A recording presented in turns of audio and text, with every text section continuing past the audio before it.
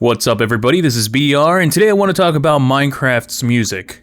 It goes without saying that anyone who has played video games during the early 2010s knows that Minecraft's soundtrack is a masterpiece.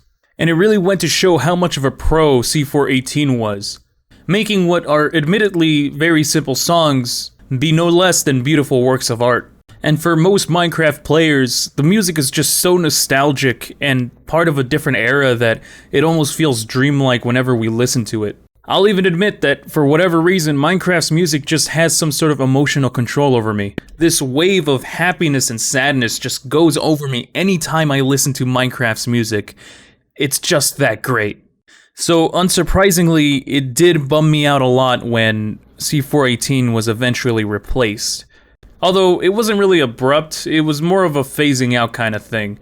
But eventually, C418 stopped making music for Minecraft, with his last music being Exotl. Now we have Minecraft's modern soundtrack, which is now led by Lena Raine. She has made some pretty good tracks for Minecraft, but just something doesn't hit right. Sure, I can see the Minecraft aesthetic in her music, and I'm sure that, she's doing fine with it, but it just doesn't hit the same. I mean, you do have some very similar sounds to each soundtrack, and, you have the piano, which of course is the staple of Minecraft's early music, but then you have more electronic and orchestral sounds from C418's later library. But again, it just doesn't hit the same. And I really wanted to get to the bottom of this. I mean, what if the songs really are good, but maybe nostalgia is clouding my vision? What if I'm just an old fart who can't get into Minecraft's new era of music?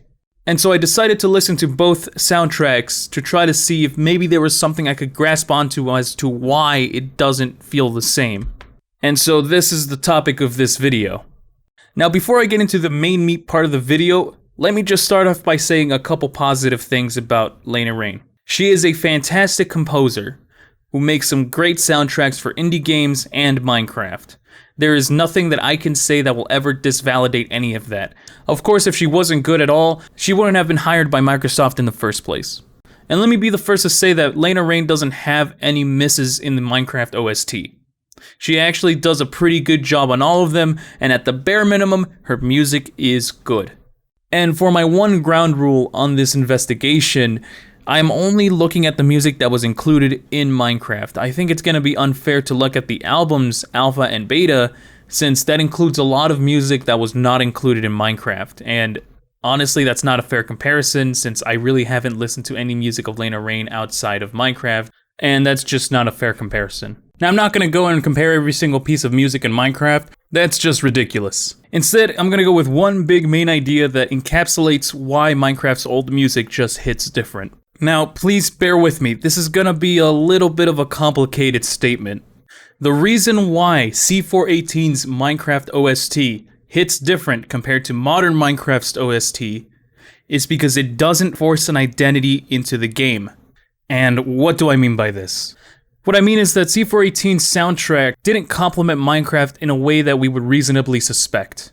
I mean, back in the early days, Minecraft was just seen as this retro 3D game, but instead of a chiptune soundtrack that we would expect, C418 went with this minimalist, piano, and orchestral soundtrack that we now know and love, and left such an impact because of how much it differed from what we expected.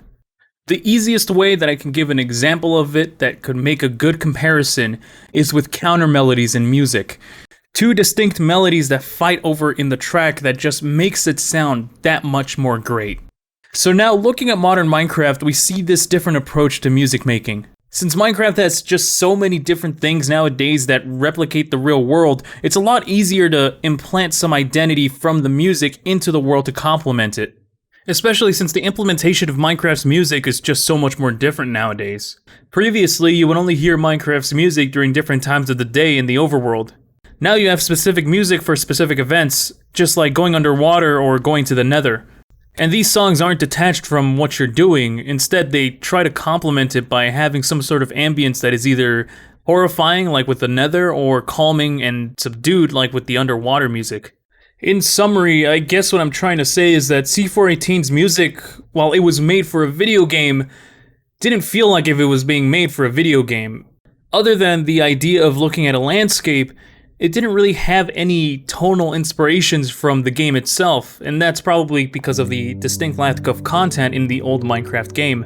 And honestly, I think that's why Minecraft's old music just hits different, especially with the direction that Minecraft is being taken by Microsoft.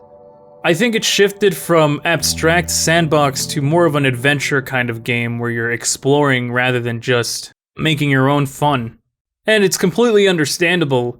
By the time Minecraft shipped, there really wasn't much else that you could do that would refine the gameplay without just adding more content. And the updates that really did affect the fundamental parts of Minecraft just left a sour taste in everyone's mouths.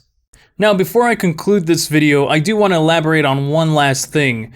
If you're wondering why I'm mentioning Microsoft so much rather than Mojang when it comes to the decisions of Minecraft, it's mostly because I believe that it's their fault that we lost C418 in the first place. In short, C418 doesn't play well with the corporate mainstream game of music ownership. You see, in the mainstream, whenever anybody makes any original music for a game, the music ownership no longer belongs to the artist themselves, instead it goes to the publisher. The artist gets paid for what they did, and then that's the end of that. C418 had a much different experience with that in the early days of Minecraft when Mojang was owned by Marcus Pearson, also known as Notch.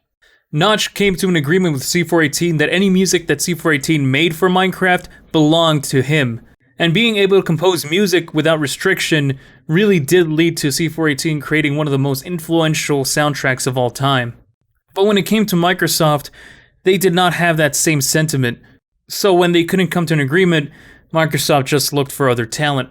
Now, I don't want to sound like a dick here, but I do think that this is one of the other reasons why Minecraft's new music just doesn't hit as well.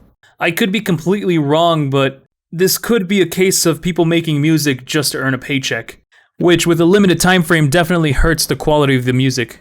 But again, I could be completely wrong. Still, I don't want to take away anything from Lena Raine's work. She is a fantastic composer, and there are some great tracks in modern Minecraft. I just wanted to find the reason why the old Minecraft music just felt better. But what do you guys think? What's your experience with Minecraft's music? Do you think the new music is just as good as the old music? Does it make you feel just as good as the old music?